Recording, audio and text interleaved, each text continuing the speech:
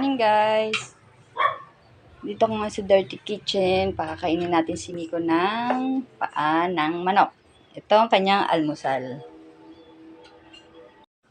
Yan.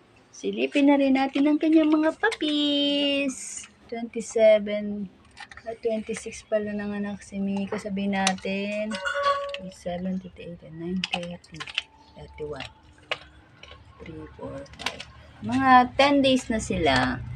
Ayan na mga... Ay, Miko! B-boy! B-boy! B-boy! Gusto mo ba?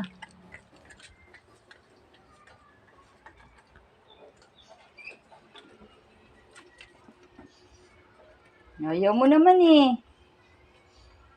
Ito ay hilaw na paa ng manok. Ayaw mo? Ate to, sasampalin kita ng paa ng manok. Ito ang tatay nila. Ayaw mo? Siguraduhin mong kakainin mo yan, ha? Mamaya.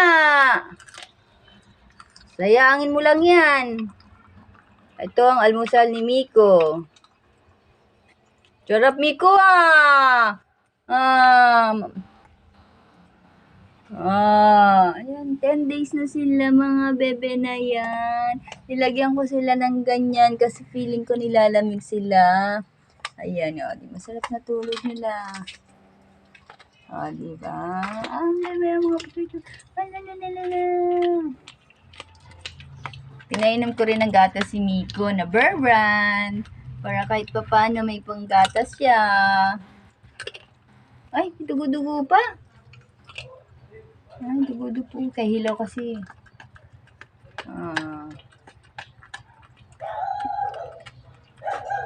Hoy, asa na?